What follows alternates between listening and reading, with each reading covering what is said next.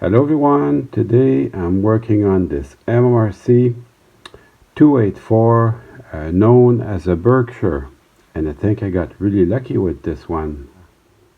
Yeah, when I get these I will open them up and just take a quick look, see if the engine's running at all, and it seemed to be mint. I mean, when you're looking for stuff on eBay, that is something you can maybe think about if they have the original box that shows you how well it was taken care of.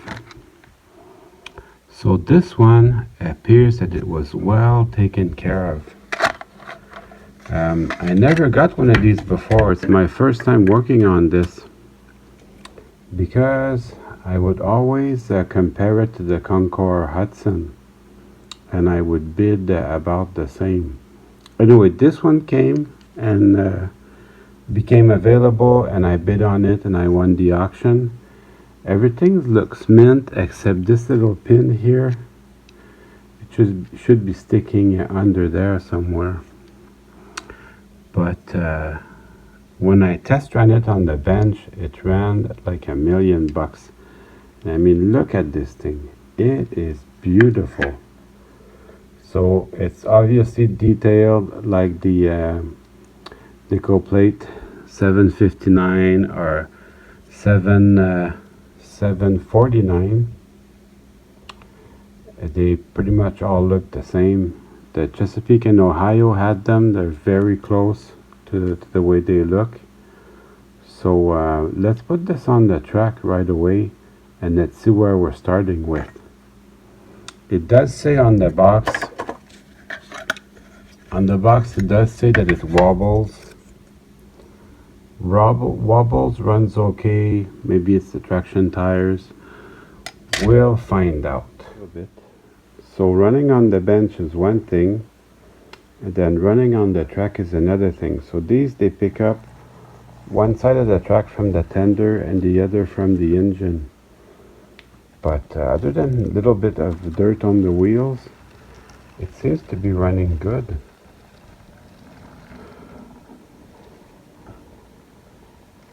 It may have a little bit of trouble on the curves. Light comes on. It's actually not in such a bad shape. So I think a little wheel cleaning, a little bit of servicing, this could be a real good runner. Anyway, so far I'm pretty amazed. Now this model is pretty old, dates from the 60s. I have some 1969 Model Railroad Craftsman magazines that are that feature this locomotive, so it is pretty old. I'm going to see about how to remove the shell. I'm going to do a good job of cleaning this. So I need to remove the shell. And these plastic parts, they may be brittle, so I have to be double careful. But right now, they run great. For the front truck, you saw me do it. You just pull on the plate here. The back truck, it's just pressed in. Actually, not that hard to get it out. So I just pulled on this and it came out. Careful, because it has its spring. It's not too small, but at the same time you don't want to lose it either. There's two pins right here. These pins hold the back of the shell, and I'm guessing this screw here holds the top of the shell. And it's a beautiful shell. I have a lifelike Berkshire, which is more detailed. Look at this line here, all freestanding. And the detail on the pilot here is exquisite.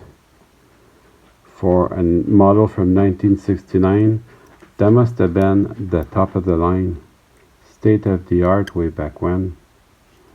It was, I remember the price, it was $29.95.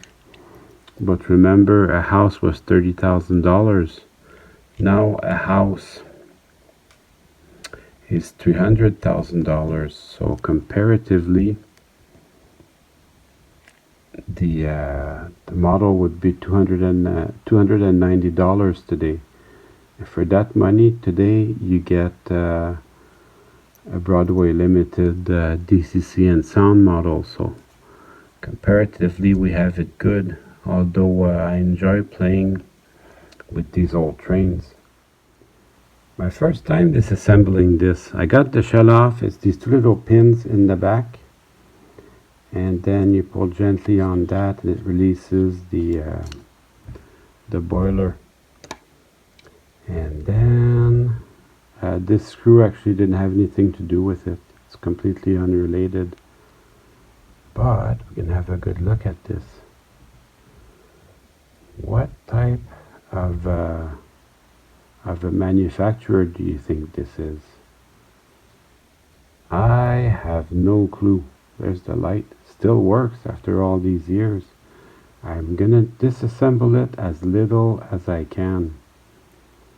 I'm gonna remove this cover plate just so we can have a look. So all this is a metal cover,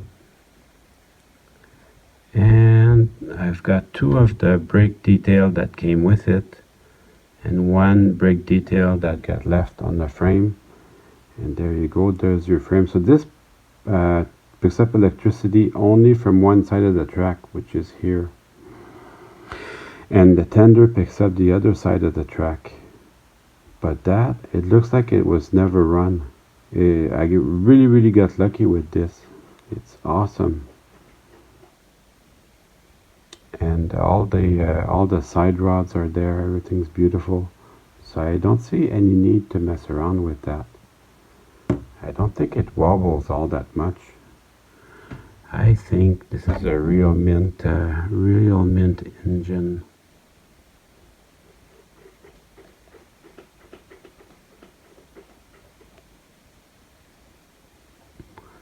And do a little bit on the idler gears there.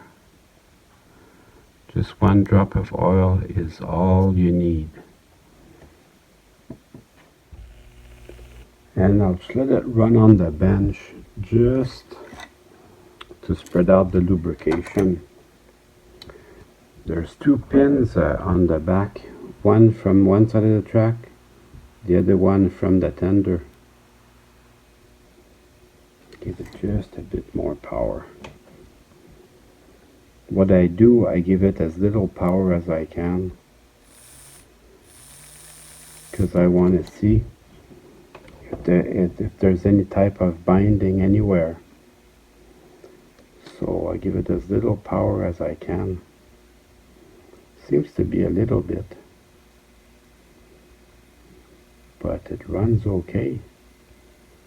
And then I can see one of the traction tires is damaged a bit. So I'll try to have a look at that, see if I can improve that. I'm going to clean the wheels now. All you need to do, if you don't want to disassemble the valve gear, is you take your rag, you just run it over the wheels, and then I'll take my test leads and I'll move the wheels about a quarter turn, and I'll do the same thing again. So that you take your time when you do that, but it does a good job. Minitrix has a brush that you can put power to, a steel brush, so you can clean the wheels really easily that way. I like to do it with my hands and my rag. I took a minute to wash the shell, just because it'll have time to dry while I'm working on. I really like these freestanding details here. That is some good stuff. The two handrails. This thing is mint. There's a little bit of cab detail you can see. So super nice. These windows would be open while the engine's running. If you've ever been inside the cab of a steam engine like that, you'll see that it's hot. So yeah, I'm going to let these dry. There's a little bit of handrail detail on the back. Really lucky to get this. It's mint.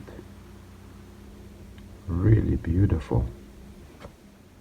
And I will also clean these. These are insulated on both sides so they don't pick up any electricity, but I'm gonna clean them just to make them look good. And while I have everything in my hand, I'll check the gauge. Now the gauge doesn't have to be tight, it can be quite a bit loose as a matter of fact. So these are plastic, so it's easy. I like them to be loose like that. It makes it easier for them to go around curves. Should roll like that once you're done.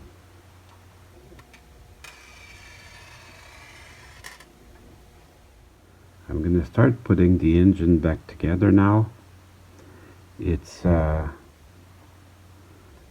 some reason it was really easy to get the shell out and just as easy to put it back. So that is, of course it can't compare with the Concord Hudson because the Concord Hudson has all wheels on the tender picking up electricity. The tender shell removal, very easy to remove. It's just like a regular boxcar. And I'm not modifying this. I'm not putting, maybe it could use a spring, but I'm not putting micro train couplers on this or anything else. But the Concord will pick up electricity from all wheels, whereas this one only picks up one side of the track. While we're on the subject of picking up electricity, if you were to put one of these wheels here, just remove one. This is a potential source of short circuits. You can see one side is insulated and the other side is not. So if you were to put them back like this, you would create a short circuit. And that would be bad. So I will only clean them one at a time just to make sure I don't confuse that. You know, I think the most important thing that you have is your mental health. January and February are especially a hard month. I'm really thankful to have a hobby that you can do inside, so even if it's bad weather, you know, it could be a really bad snowstorm, that's the perfect time to work on your hobby. Yeah, I cleaned them, I checked the gauge, and then I'll reinstall them. I will also check that this little contact strip is kinda clean. I'd rub my fingers on it. That's gonna be good. And then I look at the other wheel, you can see the full part is on that side, so I'll put it back exactly like that so I don't create a short circuit. That really is a beautiful engine. I think it's gonna run nicely too. Having a hobby is definitely, I think, good for your mental health. I mean, you could argue that model railroading is expensive, but that I turned that into a positive. You know, it challenged me to learn personal finances or household finances. A lot of the stuff that I know they don't teach in high school. I found some of it on YouTube, believe it or not. There's good channels you can watch to help you with personal finances. At any rate, I invested in real estate and it's been good. I have not touched much of the money from that investment yet. I already got a bunch of cars and I'm really happy with that money. The real estate money is just going to help me retire. And that's a big challenge because we live older now. And that, I encourage you guys to start a YouTube channel of your own because in the first year you might not get any subs. So, but over time it adds up. I look at my statistics. Every month I get more subs, so that's great. You know, I was at 1,000 and then 1,500. Now I'm at 1,700. So thank you everyone for watching and subscribing. that it won't make me rich. I don't make a ton of money, but this year, that's my objective. I'm saving up all the money I'm getting from YouTube, and I'd like to get something special around Christmas time. So far I've been thinking of getting a Y6B from Broadway Limited, but we'll see, maybe I'll change my mind, because the Y6B is really neat, but I already have a big boy. I've got a Bachmann EM1, which I got. I might do a video on that. Anyways, put down in the comments below whether you think model railroading is a good hobby to maintain your mental health. If you look carefully, you can see made in Germany by MRC. Let me try to get the light just right. You can barely see it, MRC logo. And it must have been state of the art in 1969. It definitely makes the grade looks wise. We'll see if performance wise I'm happy with it.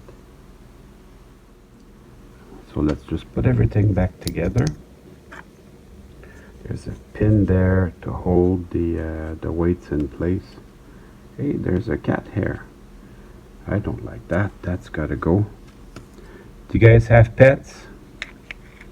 Kinda goes with the territory. If you have pets, you're gonna have pet hair here and there. So that tender is very simple, very easy to put back together. This trailing truck though is a little bit more complicated. It's got a few parts to it. So let's just see what makes sense. So I guess this brings power from the tender, so that has to be first. Yeah, it can only go one way. So that makes it easy.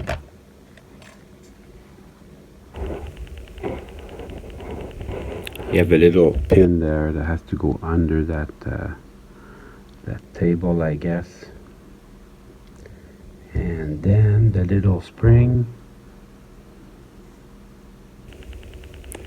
Careful, because it's alive.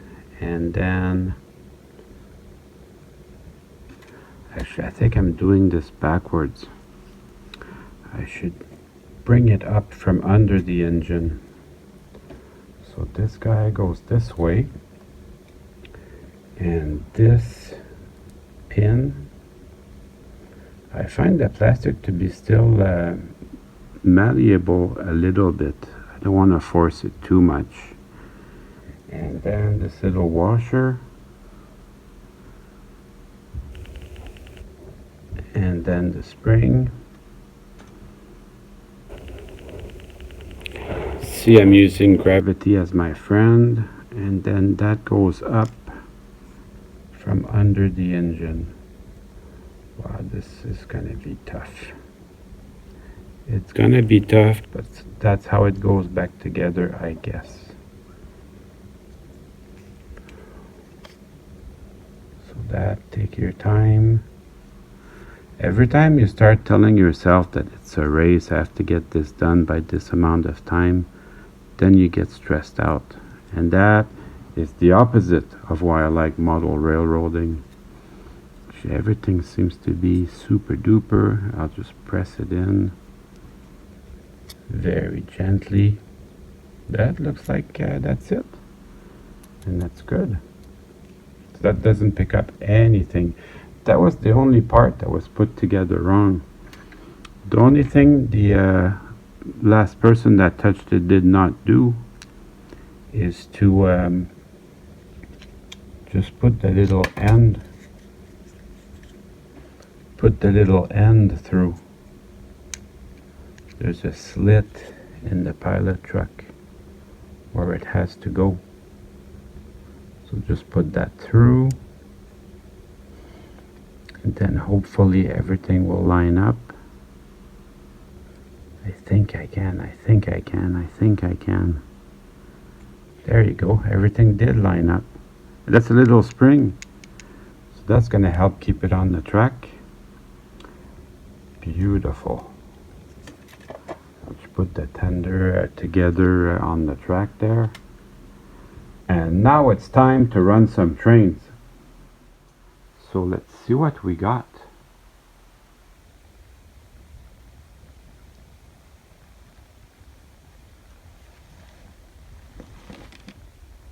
So it still stalls a little bit. The Concord is superior because it's got a better electrical pickup from the tender. Although we're talking about 6 to 7 years before the Hudson was introduced. So for given that it's from 1969, it's pretty decent. So I'll say it's kind of fun. It's fun to run, but it's not up to today's standards. I mean, it's definitely up to standards of 50 years ago. But it's still a really neat engine, so I'm enjoying running this today. Let's just put a train together, and then we'll run that. All these freight cars and cabooses are from the same era. I love my cat, but she sheds a little bit. These are all from the same era. And just like the locomotive, they're still going. Well, I hope you enjoyed the video. I certainly had fun making it for you.